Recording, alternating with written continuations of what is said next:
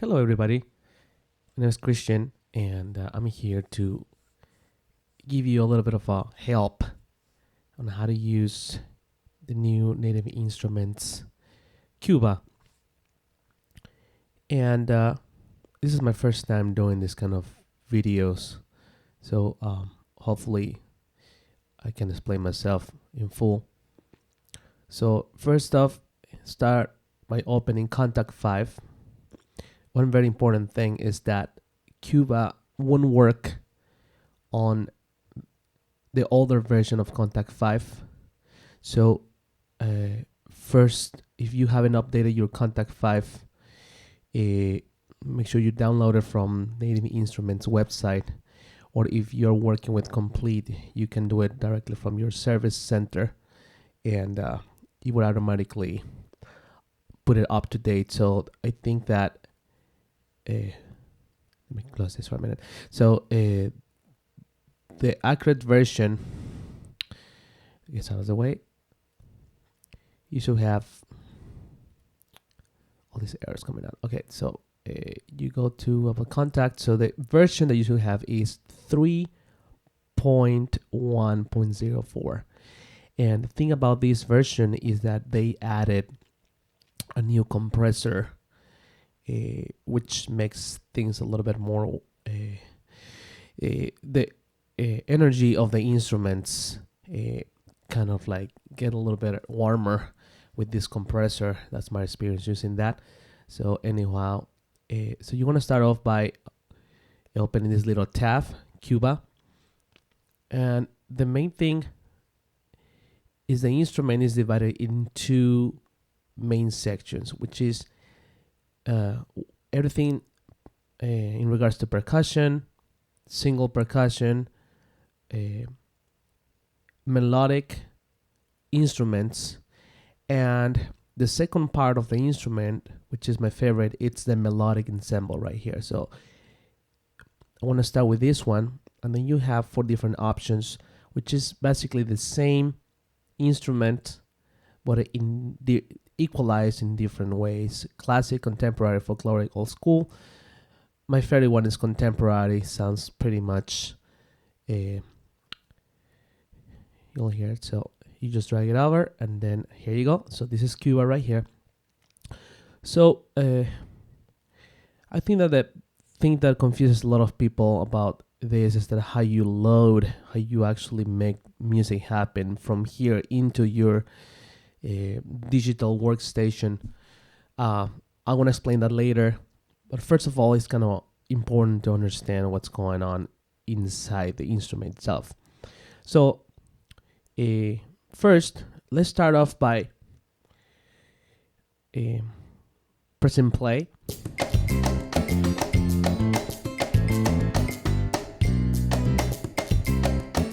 It's a good speed right here. Okay, so this play actually plays the pattern that you see written here, bota uno. And this pattern can be also triggered by pressing C1 on your MIDI keyboard. There you go, that's C1. You can actually see it down here. So if you press on your MIDI keyboard this key, that would make sound pattern, right? If you press C sharp, that's a different section of the bota, and consequently, you can keep pressing. The cool thing about this is that you can assign which pattern you want for C1 on your keyboard. And to do that, you're going to go to Edit, the Edit button right here, and it shows this little matrix of note values, and then you go to Browser. So there's in total 12 different categories. Sorry, my English is not very good sometimes. But if you go, let's say, I want to start off by timba 1, or let's say timba 2. And I want to start with marcha abajo 1. I'm going to double click like that. And now you should see the pattern on C1 change to marcha abajo. Right. And that happened because before I double click on the browser, I made sure that this is on the right key on my keyboard. Now this chord progression, you can change it to, let's say, I want to start with something simple. Let's do this one. Actually let's do this one's for my favorite chord progressions. So from here, you can see as you play this little light that shows the beats and the chord progressions and the measures. Now, this little window is pretty useful because you can always mute any instrument. Let's say I can mute the tres, I can mute the bass, I can mute any of the percussion, and so on. Now, the other cool thing about this window is that you can arrange your own music by either clicking on either of those note values, and it would activate or desactivate the beat that you want the machine to play or not. For instance, if the tres, I like this, but I would like to add another hit. Sorry, to take it out, this is probably too much, so maybe just make the tres play the first one and the last one, so it would sound like this. Let me solo this.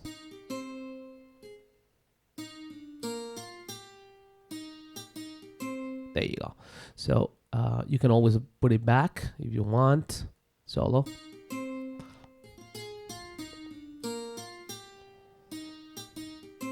All right, so you can actually do to all of the instruments right here. Let me try something with the bass.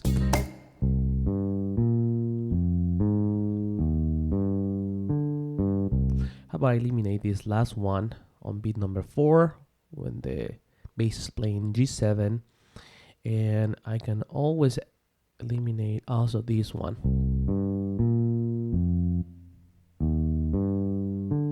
Good. And then when playing all together,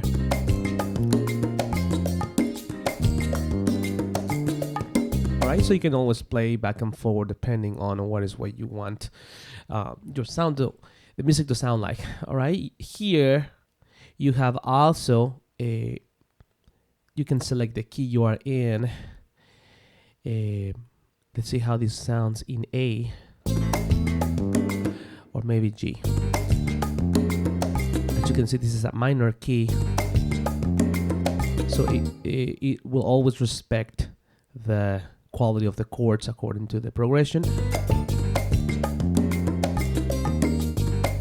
There you go.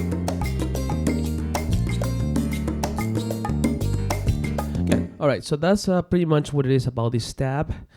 This is the chord progressions. There are 5 different ones that you can select from. You have a little bit of a arranging tab where you can manipulate the hits and note values for most of the instruments, and you can select different styles right here. By the way, these styles are great because they're categorized in different genres within the Afro-Cuban music, and I think this is probably one of the greatest contributions about Cuba instrument. So once you go back to the main screen, you can click on bass and you can select from opera bass or electric bass. You can select, or you can go back to electric. You can select from 2 different pianos. They have grand piano or upright piano. If you're working on a kind of like a high-tech production, I would choose grand piano. If you wanna make more like a traditional sound, like remembering the old Havana, Cuba, you might wanna opt for upright piano. So the tres cubano, you can always have the option between the unison and the one that plays the octaves. I have no preference for each one of them. They're both great. And then the trumpet, and then you have different actions for the trumpet, and you're gonna be using the trumpet mostly when you are working with your sequencer and on the lines. The only thing that you can't change is the minor percussion. You see right here, the bongos, shekere, and other instruments. You cannot really change the sounds in the melodic instrument. You can change them on the separate set of sounds that you have on the other tab, and we can talk about that later. But for now, we're gonna stick to what we have right now. We have some claves. You can change it to clave 1, clave 2. You can actually tune it.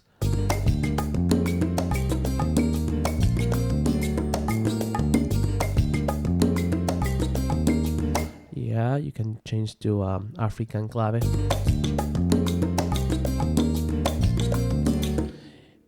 It depends on what you want.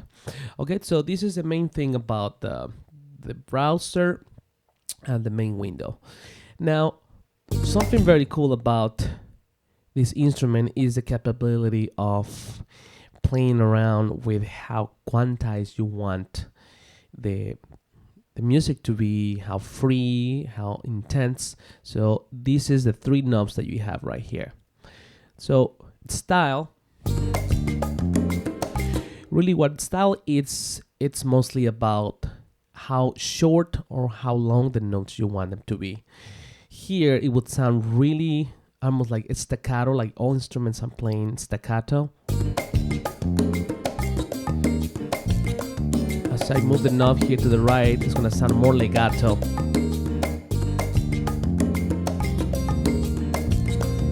It's a little bit too risky because the bass kind of gets the notes too legato, and that might cut the swing. So you might wanna put it in the middle. Sometimes when you wanna create a little different kind of intensity on the music and the way it's played, you might wanna move it down to 10 o'clock. Maybe in some, depending on the song, if you're working on a very mellow, romantic kind of tune, you might want to be more legato, maybe tune it up to 1 or 2 o'clock. Okay, the next knob is the feel. So the feel actually has to be with the quantizing of the overall. So here, if you tuning all the way down, you will hear exactly as if it was recorded by the MIDI programmer. If you turn it up, it would quantize it. And the problem with quantizing this music too much is that it sounds too robotic, and you might not want that. For this particular pattern, it's kind of hard to notice, but if you're playing some of the other patterns that are more notey, you might notice the difference. So feel, I recommend probably not to quantize it that much. Let's leave it in the middle for now. And intensity, this has to be with the note velocities. Imagine that you have a MIDI velocities from 0 to 27, and this one defines how loud or how soft the note velocities are in the pattern. So here probably would sound like nothing. There you go. So if I tune it up,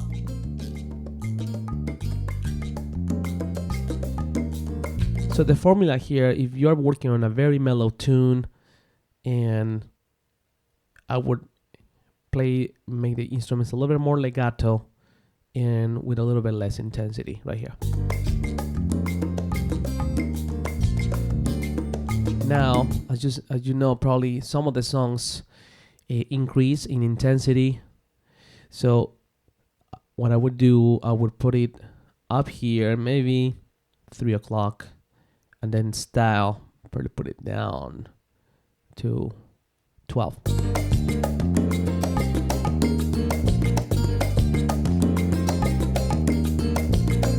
There you go.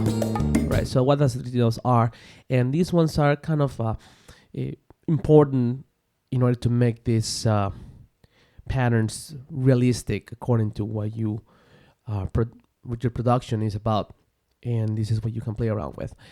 And lastly, just talk about this window, the trigger, host, and keys. So keys is when you actually trigger the pattern from your keyboard.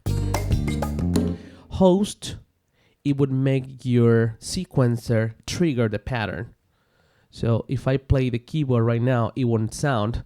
But if you have from your sequencer a C played by MIDI, it would activate the pattern. So that's the difference between host and keys. And synchronizing, that would synchronize the actual tempo that you have on your sequence. If it's activated, it will synchronize. If it's not activated, you can manipulate this the way you want it. And that's basically what it is on the first window. So now what I'm gonna do is to sort of pre-visualize a song. So I want to assign Marcha Bajo 1 for C1. For C2, I want to assign Marcha Bajo 2.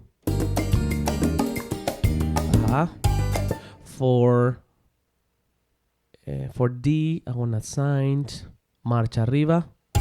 So very important, you have to press the key first, and then once this pattern window name changes, then you can assign the groove. So Marcha Arriba 1,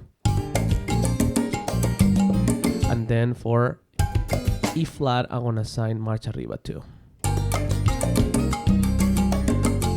Okay, and then for E, I'm going to assign Breakdown 1.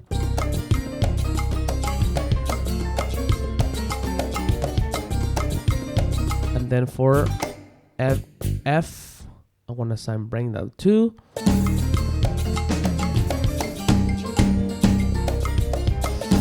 For F sharp, I want to assign the break 1.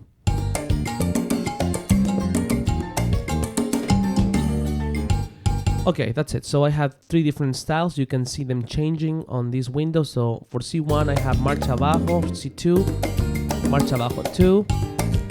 For D, I have Marcha Arriba 1. For E flat, I have Marcha Arriba 2. For E1, I have Breakdown 1. For F, I have Breakdown 2. And then I have Break 1 for E flat. Okay, cool. So I want to close this, and then that's basically what it is on this main window. You can always change the mixer, and this is the second tab that you have here. I'm going to press it. So you can control the volume of each instrument. For timba, it's a little bit more aggressive kind of music, so I like bringing the bass a little bit up. Again, you can select here the different kind of mixer presets. You have classic, contemporary, folkloric, old school, and this resets everything. So I want to stick to contemporary for now. And then the bass. If you have a subwoofer in your monitor system, you will hear that this is pretty hot now. So I'll bring it down. The piano. Yeah, bring it up a little bit. The threads.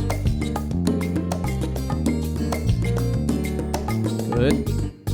And then the percussion. The percussion, I recommend you leave it in the middle, as some of the samples are already panned. That means that some percussion go to the right, some to the left, so they're pretty much designed to sound great panned right in the middle. Okay, and then and then you do a set for the clave. To the left, to the right. Normally, I like myself turning all the way to the right, because it sounds like an actual person is playing the clave on the right side of the room. And then down here you have a little EQ for each instrument. Pretty much each one is a bit different, and you have a master EQ. If you click on the master tab, you have the master EQ, and I can bring down the low. So right here, I try not to move the master EQ too much because each instrument has already been EQ equalizer, as you can see. So the master is like you would use it more like a final touch.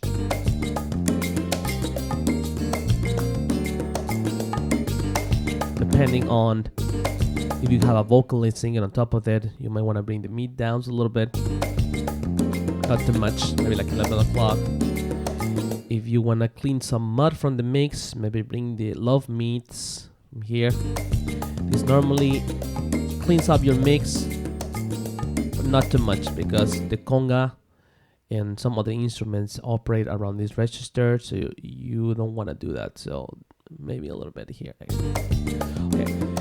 So the cool thing about the master also has the compressor, and this compressor, a very common misunderstanding about how to use a compressor.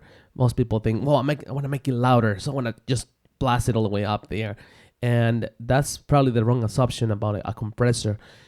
Something that I learned from a great sound engineer, Tony Maserati, is that compressor is mostly for how you want the energy of the instrument to be. You would use limiter maybe for volume, but compressor is mostly about the energy, like a pocket of energy. So here it's very, very slightly different, but as I turn off the compressor, of course you are compressing the frequencies and the intensity changes. It's a very slightly change, but the intensity of the music definitely changes. And another cool thing about the instrument is the tape saturator. And this tape saturator, really what it does, imagine that you are your output signal from the instrument is going through one of those big rolls, tape rolls people used to use back in the days. And this makes it more analog. And this is a great solution they provided to this instrument, because without this tape and without the compressor, it still sounds a little bit too plasticky. And that's the thing about most samples, that they sound so perfect that they tend to sound plasticky and kind of not real. So compressor and a little bit of tape helps a little bit. I'm blasting this all the way up. So right here, that's probably what I would like, which is very close to the preset right here. And last thing we have, it's the width, which is right next to the send button on the master knob. So what this is about is that each channel has its own send. These are the effects that you control here on reverb. If you click, you can choose different reverbs: room, stage, studio, plate, club, right? And then you control each instrument from here, and you control the main from here, and you can control this, what is being sent to the final output from here. These blue knobs are applied to the reverb, and the width, it's more like a stereo imager. If you turn it all the way down, everything sounds pretty much like mono. As you turn it up, you'll see that everything starts to spread in stereo. You might not want it all the way up because it sounds too open, that the music sort of misses sense. So I will leave the width here. And this is a very cool thing that you hear in modern commercial music, everything. It's widely spread to the left and right of the speakers. So this helps making things a little bit more modern in terms of sound. Right? If you can see on the old school, you have the tape saturator all the way here. You have less lows, and we can make this sound even more old school if you bring the width down. It's pretty old school. But as you can see, if I bring this up, I bring the lows up, more compression, and more highs. Now this sounds more modern. So it's all about how you play around with all this. So this is the mixer, and you're going back to the patterns. So I have now a nice set of patterns, a nice set of mixers presets, and in a different video, I wanna show how to use this with your digital workstation. Thank you. I'll see you guys later. Bye.